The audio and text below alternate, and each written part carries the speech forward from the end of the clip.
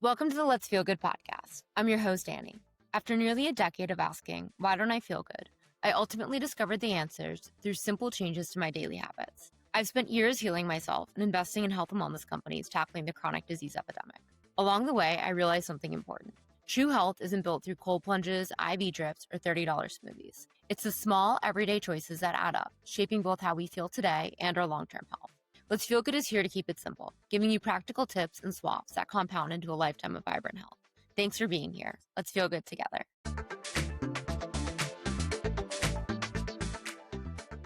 Welcome back to the Let's Feel Good podcast. I'm so excited to be here today with Hannah, a holistic nutritionist and the founder of Nourished Girl.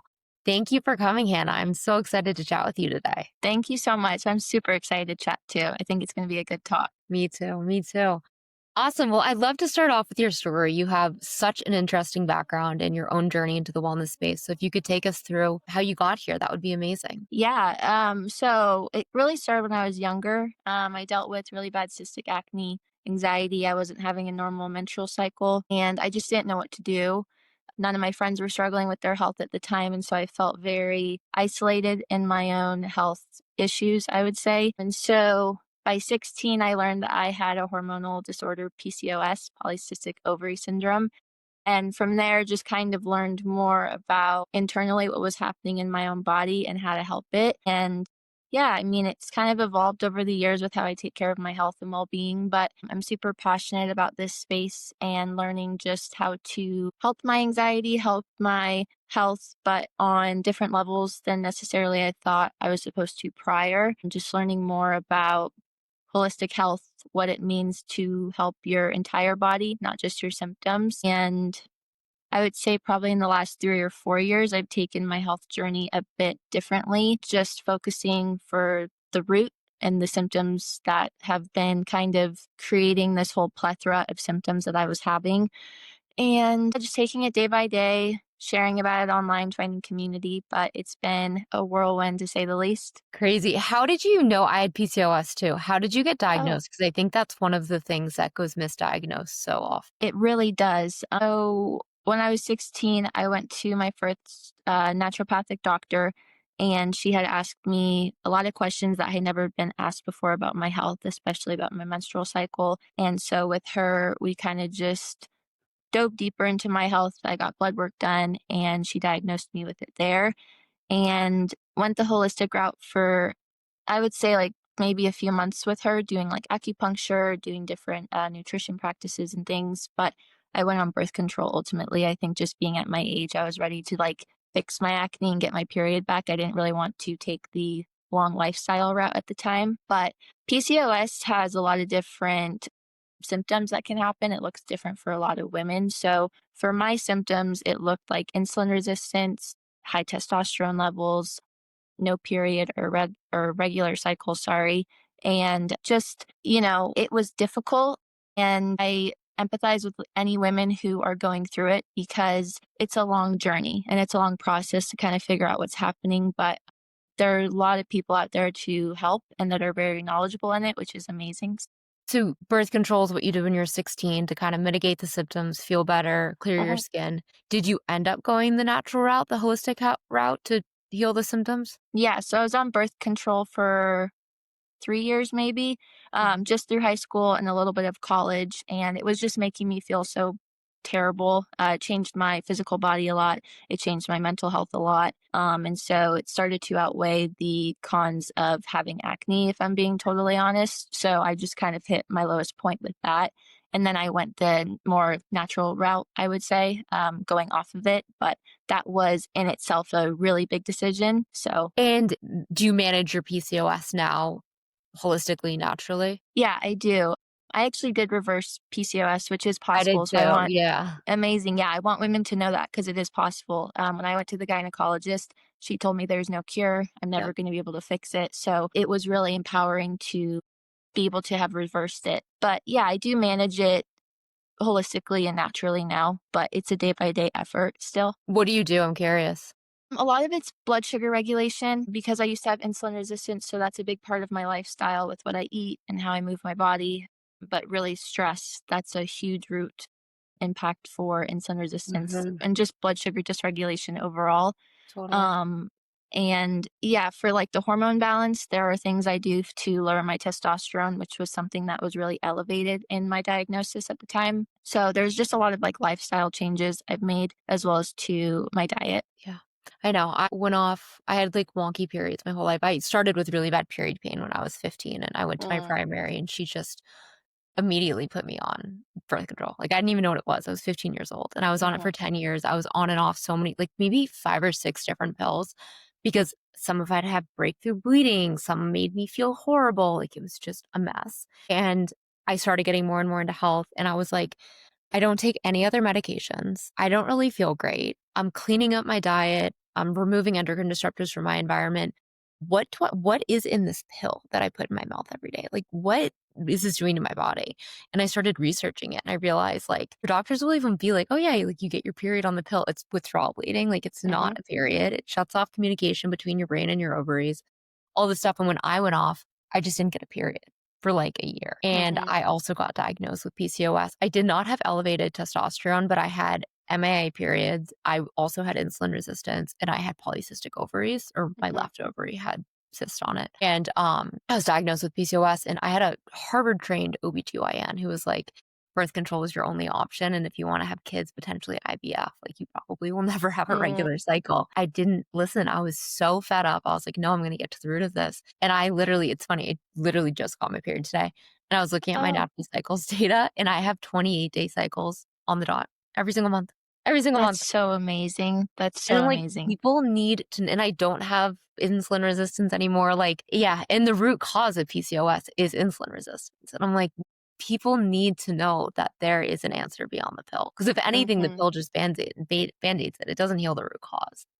Yeah, it is hard knowing that. I mean, I had a very similar experience just going to the gynecologist and not being made aware of anything of what I was about to put into my body. And I didn't know the withdrawal bleed, what that even meant. I didn't know I wasn't going to ovulate. I guess I wasn't ovulating before, but still, like, you just don't really know. You're just listening to your doctor and trusting. But I think because there's so many physical and mental side effects to birth control, like, I really wish women were more aware when they went to see their doctor about it. As if with anything, it's just so important to know because it just causes like a whole domino effect then of just things that happen and just so much unawareness that you don't even realize of your own body and how this little tiny pill is impacting it. Yeah. Yeah. I mean, like a few examples is it taxes your liver because your liver has to detox. So Mhm. it's a carcinogen, essentially, a pharmaceutical.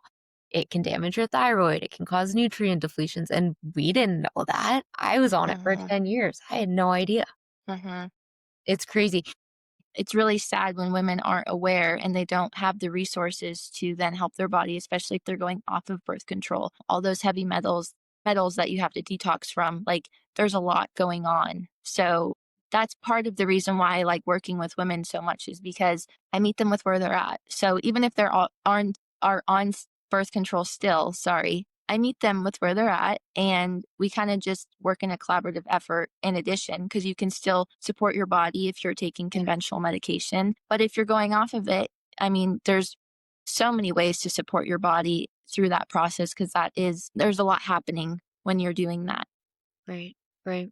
That's amazing. What would you say? And I know it's like so individualized day by day as well, but what would you Mhm. say has made the biggest impact in managing your PCOS or keeping it in remission? Ooh, that's hard. I'm gonna say blood sugar just because my insulin resistance impacted my hormones so much, but stress goes with that too. Stress impacts our blood sugars. Managing both of those was something that I didn't really know where to start at the time, but I kind of just took it one day at a time, like you had just said. But it is so true. Starting with just having more balanced meals. I mean, I used to be such a sweet tooth and I would just have all the refined sugar and refined carbs I could think of just on their own though, and my blood sugar was constantly spiking and my body wasn't able to respond the way it should be. So yeah, I just blood sugar impacts your hormones more than I ever could have thought. I just thought they were so separate, but everything is synergistic. I don't realize it. It's really, I talk about this a lot, but I was in a really bad job, like a toxic job about 4 or 5 years ago. Just a really bad culture, very stressful, not a good situation. And I was really stressed. And I was eating so clean. I've always been really healthy. I don't eat like candy and sugar or whatever. I'm very balanced, all of that. Movement, I walk a ton, exercise. And I went to my primary for my physical and I was pre-diabetic. And I was like, what is going on? This is crazy. I eat eggs and avocado and all the veggies and the fruits. Like, how could this ever Mhm. be? I've never seen this in my life on my blood work. And it was the job. And then I ended up getting a certification in functional nutrition the next year. And I did a whole course on blood sugar regulation and metabolic health. And your body, like if you're under stress from work or relationships or anxiety or internal emotional, like if you're not sitting and processing your emotions, your body doesn't know the difference between getting chased by a tiger and like an internal threat or an Mhm. emotion that you're, really struggling with or not processing. And it creates the same biological response. And yeah, I saw it on paper and I was like, holy shit, I believe this now. Stress really does impact your health on a biological level. I know I see that so many times. People are like, I eat healthy, I work out. Like, I don't understand what's going on. And I'm like, how's your nervous system? How's your stress? How are your relationships? What's your work environment like?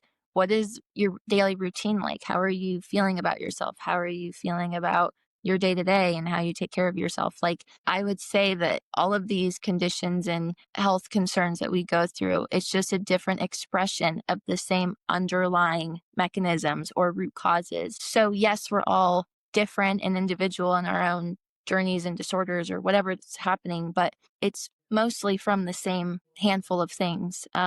But stress is crazy. Even when you don't feel stressed, there could be so Yeah. much internal stress, and your sympathetic nervous system can still be just like chronically activated and just kind of have that like underlying low level of stress. So, luckily, there's so many things you can do to help that. It's just realizing that that could be kind of the last missing piece, maybe, in addition to your healthy lifestyle. Yeah. Yeah. It's funny. When I was like in the thick of my hormone healing journey, I feel like I had perfected the supplements, the diet, the movement, but I was not dealing with the emotional piece. And I was stuck in quicksand for like a year. Like my Mhm, hormones were not getting better. My anxiety was off the charts. My weight and inflammation was so up. I was so inflamed. My skin was horrible. My gut was a mess. And I was so frustrated because I was like, why isn't anything moving the needle? And it was not until I sat with the emotional piece. I actually ended up mhm, working with a somatic therapist. And literally within the first month of working with her, everything started to shift. mm. It's such an important What element. did that look like working with her? It was a lot of embodiment work. So Mhm, if I was talking about, I'm so type A, and I think so many women that deal with the same types of things, stress related, hormone related, have similar personality traits. But I was so type A, so analytical that everything in my life was a math problem, but I didn't know where it was in my body. Like I lived in here and I never went down and actually sat in my body. Like mhm, where do I feel tension? Where do I feel tight? Where does something not feel right? Like, what is a gut instinct? For me, I didn't have a gut instinct. I had like, is this a should? Is this like a logical yes? Like, I never tapped into what am I intuitively feeling. So working with her was a lot of like very uncomfortable meditations, embodiment work. Where does anxiety sit in your body? What is it trying to tell you? What is the root of the fear? Like, what are you most afraid of when you feel anxiety or irritability or anger? What is the root of it? Childhood, past traumas. I want to know where this stuff is rooted. Like, if mhm, you have a behavior that you're repeating over and over and over again, like, what are you avoiding? Where is that fear in your body? And then, like, what is it trying to tell you? Where does it come from? Yes, mhm. it was like a lot of like coloring, a lot of breath work, a lot of deep meditations, a lot of visualization therapy. I've done like past life regression work, Reiki. Yeah, it's cool. I I mean, I'm sure you know all about that stuff. Yeah, I actually just did my first Reiki session about a month and a half ago. I was at a really cool wellness resort and I had no idea what to expect about Reiki. I had never really looked into it too much. And it was the crazy experience I've probably ever had with just kind of those like other approaches, I guess, to deep internal healing. Yeah, it was it was a trip. What? Tell me about it. Or as much as you're comfortable sharing. I'm curious. Yeah, some things I'm not comfortable sharing, but it was just the feelings that came up and how my body was physically reacting to the practitioner's, hands and energy, not even touching me, but my body was shaking so much and vibrating, and there was pulsing in my stomach, and there was a lot. I could feel the physical, emotional release. It was just so like, holy crap. it was such an out of body experience.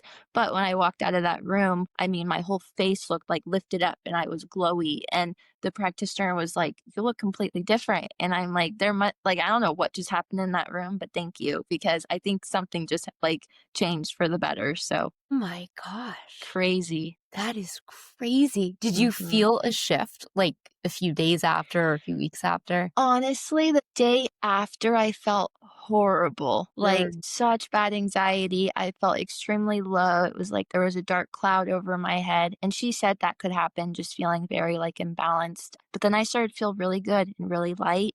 And I think it's helped. There's so much internally. So even if we maybe don't consciously realize there's a difference, like there's a lot happening in our bodies that could be lifting or releasing. So I just try to stay open to all of it. Totally. Reiki's amazing. I think all Mhm. that energy work. I've worked with a medical medium. That was Oh, also an amazing experience too. But it's like the same type of thing. It's energy clearing. It's going in and like aligning your chakras and mhm, detoxing stuck energy. My therapist, I have a life coach that's more on the holistic side of things. She's also an energy worker. And she always says emotions are energy in motion. And if you don't sit with them, like I always was like, if you have an emotion, you have to fix it. What I didn't realize is that no, if you have an emotion, you have to feel it. And mm, then you have to detox it.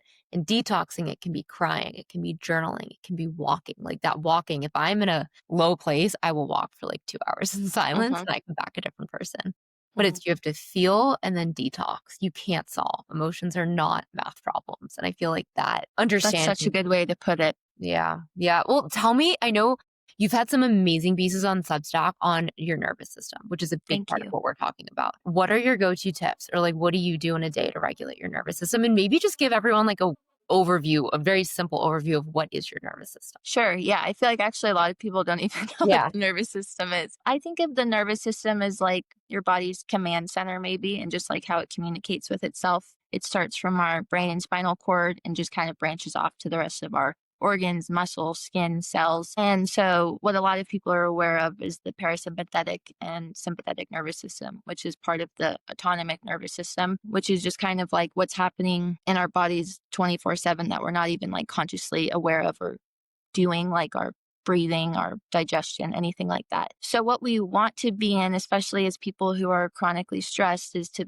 activate that parasympathetic nervous system because that's our rest and digest mode. So, that's when our blood sugar can start to be regulated, our hormones are being produced and regulated as they should be. Our heart rate is slowed down, our digestion is restored. But being in the sympathetic nervous system, when that's activated, which most of us are, that's when we think we're being chased by a tiger 24/7. That's when a lot of things can happen in terms of the root causes of a lot of imbalances and chronic conditions. Anything I just said about the parasympathetic, it's basically opposite when the sympathetic nervous system is activated.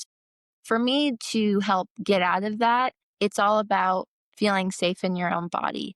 And Mm. in turn, that helps you feel safe in your environment. But there's a lot that can go into that. So internally, I try to regulate that through breath work. That's a very underrated habit. It's weird to think that you're like breathing really funny for a few minutes, but it actually, there's a lot of science behind it of why it really helps activate your parasympathetic, gets you stuck out of sympathetic mode. I like to just go outside, get sunlight. I go on walks every single morning, sometimes a few times a day if I'm having a really bad day. I like to just move slower in my life. That's something that's really changed in the last year. I'm not rushing through habits, I'm not rushing through life. I'm kind of just taking it more slow, resting more. Foods are really great for your nervous system too. There's a lot of good ones, rich in healthy fats and protein. A lot of plant based foods, actually, with a lot of those good, like phytochemicals and things like that. So it's in my routine. I think like the smaller habits that help with my nervous system a lot and just grounding myself. I love that. What type of breath work do you do?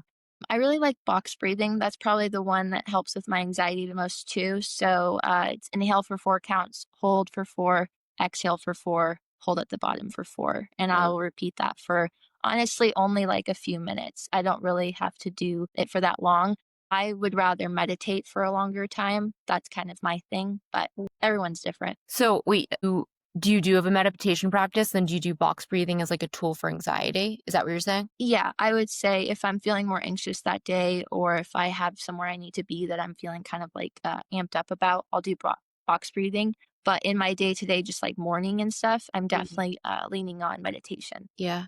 Tell me about your meditation practice. I love hearing about other people's. So I used to listen to like Spotify videos or YouTube videos. Joe Dispenza is a huge Yeah, person in great. that world, but he's honestly so amazing and transformed so many lives. But on the wellness retreat that I had mentioned earlier that I went on and did the Reiki, I took meditation classes there every single morning for 45 minutes and just silence. And I thought I was going to hate it. I thought it was going to be like boring or I was just going to, be thinking about whatever, but I actually loved it.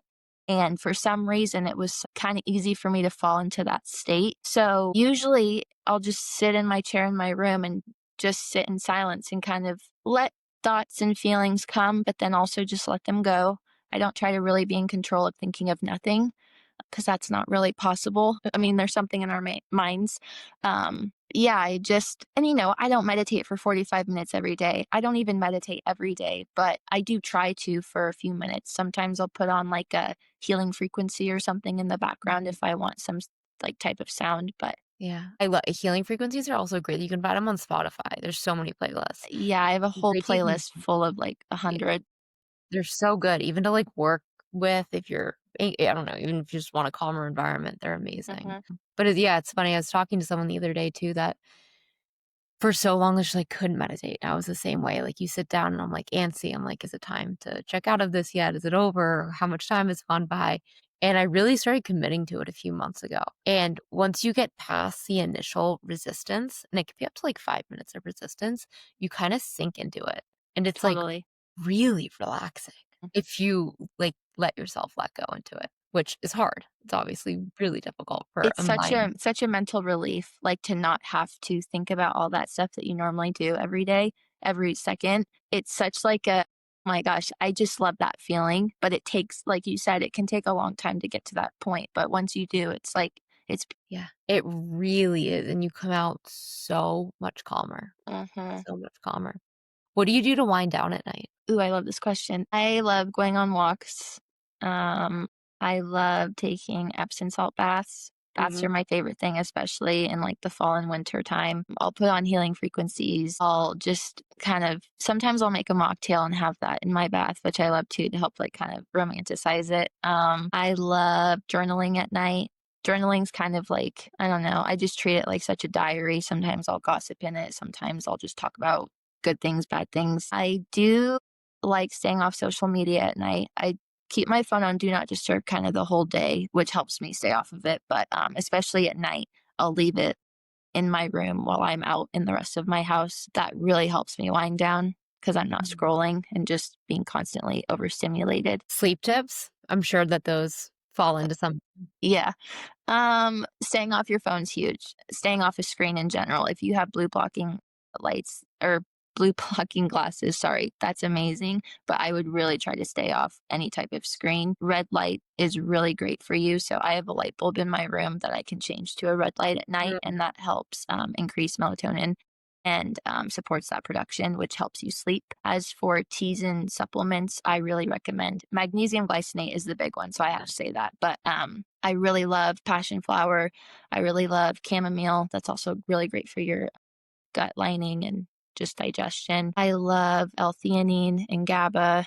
I love valerian is a more intense one. I would say that's kind of just maybe for people that deal with like insomnia. I wouldn't really recommend valerian every single night for someone, but yeah, I mean, there's tons of things. Tart cherry is a really big one. I've seen a lot of Yeah. people put Is that that in effective mocktails. for sleep? Yeah, yeah, it's really great. Wow. So interesting. Valerian root, what about that for anxiety? Like, during the day even? Or is it more for insomnia? I would say it's more for sleep. Valerian can make you pretty sleepy, so I don't recommend it to people during the day, but again, maybe if someone was really struggling, but I would recommend probably other things over valerian. Yeah. Valerian's great. It can make you really sleepy. Yeah. Oh, interesting. That's interesting. I Yeah. will say the one thing, like, I'm a really good I've gotten this habit of I go to bed at, like, 9 and I wake up at 5, 4:35, and I love it. It's like an hour and a half in the morning. Meditate and journal. Mhm. I don't know if you know Lacey Phillips, To Be Magnetic, but I'm doing her program right now all on, like, inner work, inner child work, manifestation, all that. So That's so cool. going to bed early and doing all that in the morning, I have no issue sleeping except for if I'm really stressed or like running more Mhm. anxious. The trick for me is I up my magnesium glycinate from 2 to 3 at night, and it is unbelievable how 200 to 300 milligrams or what? 2 capsules to 3. I don't know exactly what the Okay. milligrams are, but yeah, I think that that supplement over all of them is such a good one for sleep. Mhm. Yeah, I would say, I've seen people take up to 400. I usually take 240 to 360, which is, like you said, 2 to 3 capsules, I guess, depending on what supplement you're taking. But yeah, that's like the sweet spot, definitely. It helps so much, and there's some other like, are there benefits for menstrual cramps too? Because it's a muscle relaxer? Mhm. Yeah, Yeah, yeah. it's really great for a lot of things more than just sleep, actually. Wow, that's Mhm. awesome. Cool. Well, those are really good tips. Tell us a little bit about your top hormone supporting tips. And obviously, this is general. Like if you have Mhm. endometriosis or PCOS or you're coming off of birth control, obviously talk to a nutritionist, talk to your doctor because all of this advice is not one size fits all.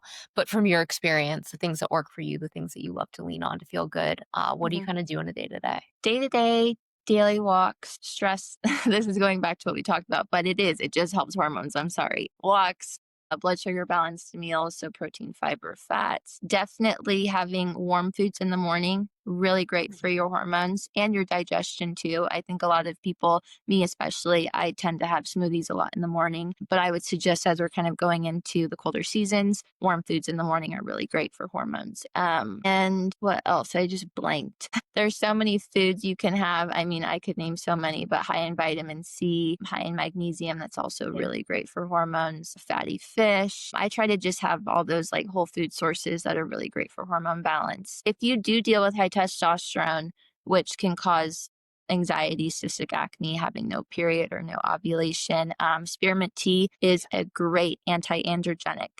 It can help lower testosterone. I used to have a cup or two a day. Helping blood sugar also really helps testosterone. I was just helping someone who struggles with low estrogen, and a big part of that is chronic stress, but it's also making sure you have the right nutrients because you can be depleted in certain vitamins and minerals, like zinc or magnesium. So I'm always food first, Yeah. getting your nutrients through food, but of course, like supplement when needed. There's a lot of supplements out there that are really beneficial for hormones. I take myo-inositol, which has helped my PCOS a lot and can help women who don't have a period or don't ovulate. But yeah. Those are good ones. What are a few of your favorite meals? Tell us about like a breakfast, lunch, dinner, and a snack. Mm.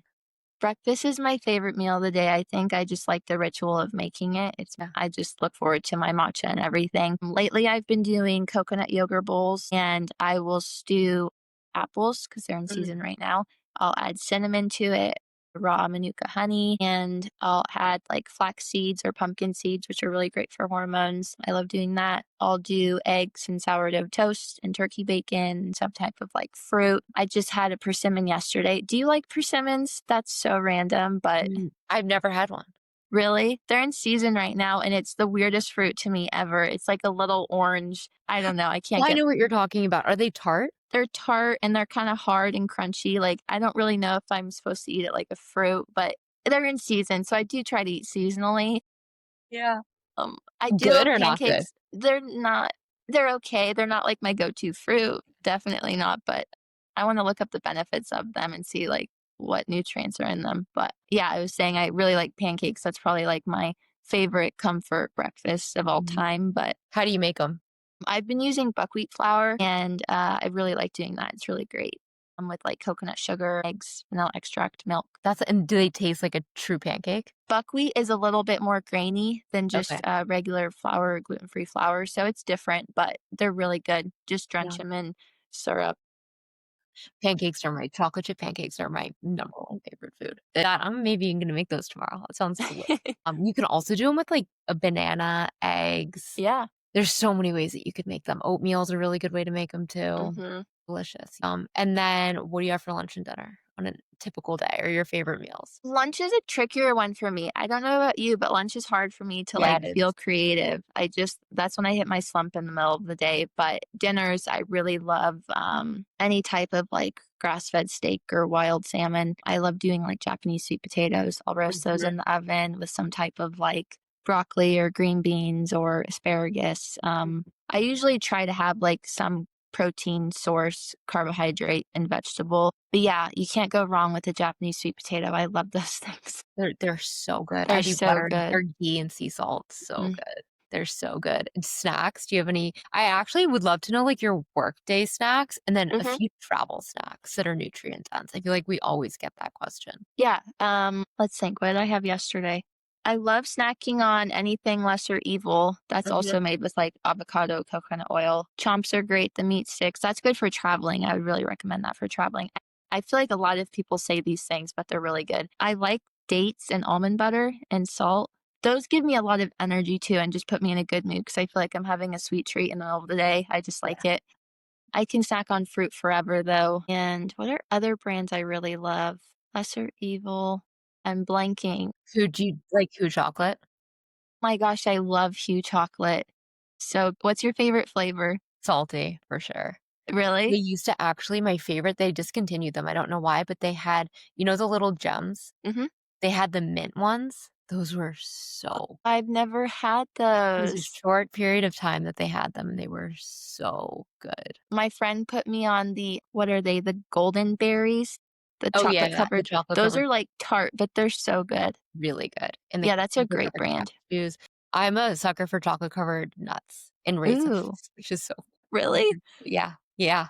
Like, ra it's so funny, my go-to movie snack is Raisinets Really? I feel like that reminds me of childhood, like having that little box of like the or, chocolate like, so covered your raisins. grandmother.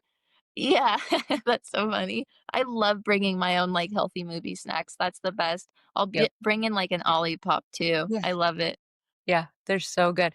What's also really good is to melt Who Gems over Lesser Evil's salty popcorn, and then I I've freeze it, never and done it's that. so You good. freeze it too? Yeah, I'll melt Who Gems with ghee or coconut Mhm. oil, spread it over Lesser Evil's popcorn, and then freeze it on parchment paper, and then break it off, and it's like chocolate covered popcorn bark. It's so good. I think you just changed my life. I can't wait to try it. It's try do it tonight. It's I so will. good. People I coach, and I'm sure that people you coach too are always like, "I don't wanna give up this or I don't wanna give up that." And I'm like, there Mhm. is literally a replacement for everything. Like, I love cookies, Simple Mills. I mean, you can make a million of your own healthier chocolate chip cookies or whatever, but even at the grocery store, just get, like, the Simple Mills chocolate chip cookies or the Simple Mills cashew cocoa, which are like the Those are good. Oreo dupe. They're so good. They're just the Mhm. Nutter Butter dupe, like the peanut butter ones too. There's so Mm. many. I know. I've had a really severe allergy to dairy since I Mhm. was like 3, and back then there was no alternatives. I had like I don't know if anyone knows the Tofuti brand or the So Dream Yeah. stuff, but I had no alternatives. And now I'm like if I was 5 years old with a dairy allergy now, like I would have any option I could possibly think of. It's crazy, but it is great for people who are wanting those like healthier swaps because I mean, I just saw Lesser Evil has, like, the Funyun dupe. Yeah. Oh, yeah, Yeah, they have a dupe. They have the Spaceballs, which are a dupe for, cheese puffs. Like, everything. it's Yeah, crazy. everything, and, like, Dream Pops are, like, the Dove ice cream bars from Yeah, childhood. There's so many good ones. Yeah, I guess what are, like, a few of your favorite swaps? Or, like, a few yeah. I love Simple Mills crackers and all of their baking, like, their Mhm. pancake mix, their cake mix is really great. I love what's anything, like, with avocado oil for, like, condiments, what's that brand? Primal Kitchen? Yeah, Primal Kitchen, and then I think Sir Chosen. Kensing Chosen, maybe it's Chosen for anything condiment-wise. For any sweet, I mean, it's not really a dupe, but Honey Mamas are so Honey Mama. good. So good. I love, So good. like, Harmless Harvest and Cocoa June for yogurts because I used to just rely on, like, Silk yogurts, which a lot of them are higher in sugar, so I try to do those, like, unsweetened. How do you feel about especially with PCOS, because that's, like, a metabolic condition, Mhm. natural sweeteners versus artificial or cane sugar? Definitely natural sweeteners. I think that, a lot of people tend to go to like I don't want to deem stevia as bad, but just a lot of the artificial sugar alternatives. I would always recommend doing like maple syrup or coconut sugar over that. Even monk fruit. Monk fruit's been shown in studies to do pretty well. But yeah, those artificial anything, I just try to be cautious because that can do a lot to the gut. So what about cane sugar? Like, why would coconut sugar be better than cane sugar? Coconut sugar has been shown to not have as a big glycemic impact on Mm. us. I think a lot of people, though, I mean, I just talked to someone the other day and they're like, I don't want to drink Diet Coke. I just would rather have the real thing. So I don't have anything artificial. And I'm like, yeah, like I understand that. Maybe with Coke, like you're Mhm. gonna, Coke is Coke, like Yeah. the drink. But yeah, I think anything in moderation, if you're not having refined sugar, I would just always go for the natural sides. But I'm a huge fan of coconut sugar. That's been Yeah. showed to be Maple great. And syrup and honey yeah, too. date sugar too. Yeah, date sugar is actually really good to bake with. Hmm. Yeah. Cool. And then I was gonna ask you one other thing. How do you feel about carbs for managing your blood sugar? Carbs are important and we need carbs. So I think it's just a matter of what kind of carbs you're having and what you're having them with. If Mhm. you're just having a piece of bread, it doesn't matter if it's white bread, whole wheat, sourdough, it's going to impact your blood sugar. So just figuring out how to make that a bit more blood sugar loving. So it's Mhm. not going to be super harsh. So just pairing it with proteins and healthy fats is just so important. So I'm definitely not anti-carbs. Carbs are important. We need them for energy. They help our hormones, they help our bodies, they help our Yeah. minds. So they're important. Yeah. I think they got such a bad rep for so long. Like, Such a bad rep. and When it I can went to really go ahead. when I went to my naturopath, she had first put me on a ketogenic diet for managing my PCOS, and that was when I first started looking at carbs as like bad. And I'm Mhm. just so sad for that because it's just not the case for a lot of the times. When I did the same thing, and I did the keto green diet, which is, Mm. like, low carb essentially for estrogen metabolism, for PCOS, all of that, and my hormones didn't budge. I did not get any better, and as soon as I started incorporating whole food-based carbs, rice, sweet potatoes, oats, I have so many like, granola and oats or oatmeal, I don't know, so many I'll do, like, brown rice pasta, all that kinda stuff. My hormones are perfect. It's, like, Yeah, it's unbelievable. crazy, And it's huh? also really important to note that really low carb can damage your thyroid, and your thyroid is, like, the master of regulating your sex hormones, so it's so important not to fear them. Yeah. Yeah. I love that. And you just worded that so well. It's so true. It's so true, and, like, yeah, t I also think too, just, like, as women, if you're taught to restrict, restrict, restrict, 1, it mentally messes with you a lot, and 2, you're Hmm. damaging your body, but it can also cause you to then, like, be like, "Screw this," and just totally over-index in the other direction, whereas if you Hmm. just have balance and you don't have guilt and you, like, really do I know how annoying it sounds to be like, "Eat intuitively," but truly, like, when you can get rid of the food rules and be guided by, like, what's gonna make me feel good and also support my body, there's just like you have a piece of cake, but you don't have 5, or Hmm. you have, some carbs every single day rather than like a month without them, a week of only carbs. Like, and that creates trust and calm within your body. And then your Hmm. hormones can regulate. Because at the end of the day, like your hormones just want to feel safe. And like you Yeah. have to make your body feel safe. So true. Feeling safe is like everything. Yeah. It's everything. And over restriction, it's so much easier said than done because I know I've been there with the restrictive habits and stuff. But just knowing that you're not going to overindulge, I think is a huge thing. Like you said about the cake, you can have cake.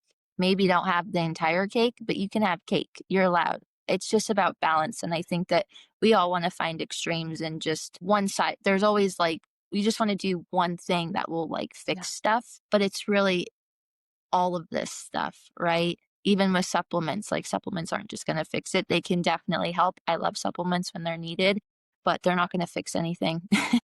No.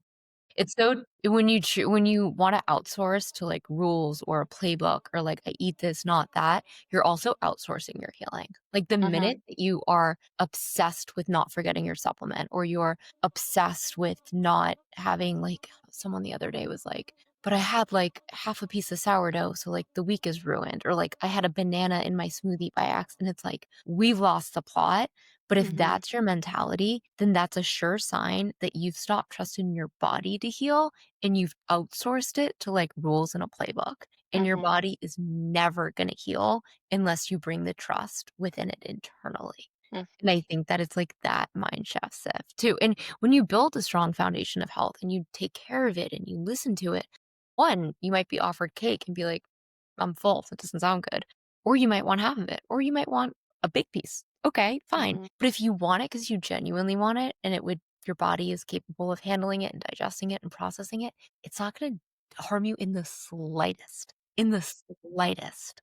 It makes me think of, just to bring in a little personal element because I used to do that a lot with what would trigger my acne because it was just a lot of PTSD for me when I was going off birth control and trying to manage my skin. I didn't want a big flare up. And so I used to say all the time, can't eat that. It will make me break out. I just put a lot of food rules for myself and restrictions. And so whenever I would have those things and slip up, I would break out. And now with my just trust in my own body and like how I approach food, for the most part now, like I eat a lot of those foods every once in a while or sometimes every day, and I don't break out. And it's because my mindset has shifted and I'm not stressing. That's what was causing the breakout, I believe, at the time was the stress around the food, not the food itself. 100%. There are studies too that show that your mindset when you're eating has more of an effect on how the food affects you than the food itself. Hmm. It's crazy. Yeah, it makes me think of weight too when people are like, this is going to make me gain and make me, whatever. Then it will. If you're telling your body what's going to happen, like Yeah. you instruct your body on how to function. 100%. It all starts in your thoughts because you literally shape your physiology by Mm. your thoughts. It's crazy. A It's great crazy. a great way I've learned how to kind of because people are like, well, how do I feel safe in my body? Like, how do I do that? How do I just start eating Mhm. intuitively and all of this stuff? A huge part of how we feel safe in our body is actually predictability. And so, what I help other people with and what I do in my own life is really lean on a routine. And I Oh, don't it's mean a interesting. rigid routine that's like by the hour I have to do this, this, and this, but just a collection of habits and rituals that I do every single day is part of like kind of my overall routine that can really ground me. Hmm. And that predictability is just so important. And it helps our brain. It helps cortisol levels. It helps all of it. Yeah. Yeah. It's so true. And it's something to look forward to. And it's something like just for you. My morning routine, as I mentioned to you earlier, I don't know what's gotten into me, but I get up at like 4:35 and I drink a huge glass of lemon water. And I know I need to stop drinking coffee. My naturopath this morning was like, "Stop drinking it." I'll drink, like, the strongest cold brew, which is horrible, but it's part of my ritual. And I light a non-toxic candle, and I put on a face mask. I ice my face, put on a face mask. I sit on my couch. I meditate, journal, and then I'm doing this 2B magnetic 2B magnetic program, which is amazing. And it's like I go to bed so early because I'm excited to go to that. And it, like, grounds you for your entire day, and I think too, having rituals that are, like, just yours helps you create that safety within yourself and, like, that trust, and I also think consistency, like, there's such a fine line here, like, you can't be like, "If I don't hit 20, 10,000, 15,000 steps a day, then, like, the week's ruined." But if you have, like, I always say on average, it's not about failing, there's no test to pass, but if you have, like, these small routines, these small rituals that you just do consistently and then give yourself Mhm, grace on the days or the weeks that it goes away or you can't meet it, it's how quickly can you come back to it and can you create that consistency for yourself over time? And I think that that builds, I don't know, like it's a great way to get to know yourself on a deeper level, but it also mhm, does create that trust and that safety and that consistency, which is so mhm, important. mhm. Yeah, you're not gonna have the same day every day. You're not gonna feel the same every single day. So being patient and giving yourself grace through that, that if you go through a day and you didn't do any of the things that you usually do, Yeah, totally fine. Do it yeah, tomorrow, you exactly. know? Exactly. Or Yeah, that's do one of them. You don't have to do all of them either. Like, just you have to meet yourself with where you're at. totally, totally. I always say it's like, I mean, I say this because I'm someone who's been a chronic type A personality who's all or nothing. But now I have learned that it's not about not messing up. It's not about executing perfectly. It's about how quickly you return when you've fallen off. And if you can keep returning quicker and quicker, I feel like that is the goal rather Mm, than perfection. completely. Yeah. Oh my gosh, this has been so much fun. I would love to end by just we've gone through so many of your tips and tricks, but I always ask guests, what is like the number one thing that you do every day that makes you feel good? I have to say a walk outside. I have to. Walks make me feel like a different person. I just had like such a bad day the other day and I went for a walk and I came back a different person. It was crazy. It's They insane. just helped me so much. So much. Do you listen to anything when you walk? It depends. Sometimes I will like put on my playlist or I'll listen to some audiobook. But honestly, I really just kind of like if I'm outside, I really like to just listen and do my own kind of like walking meditation, I guess. Yeah. Yeah. I've gone into silent walks and they're amazing. They really are. I love them. Yeah. Yeah. Walking in the fresh air. My God, it I changes know. everything. I know it's about to snow here too soon. Oh So my I'm God. just like, I need to get outside like as much as I can right now before I'm like in hibernation mode. Yes. Totally. Oh my God. Yeah. Because you're in Tahoe, right? Hmm. That's crazy. God, I can't imagine that much snow. Amazing. Well, thank you, Hannah. This has been such a fun conversation. Where can everybody find you? On social media, I go by Nourished Girl with two D's, and I'm pretty sure that's my Substack too. It's called For Your Nourishment, though. I love it. Amazing. Well, thank you so much for coming on. We will definitely have you back. Thank you so And we much will for chat having me. soon. Yeah, Amazing. Bye.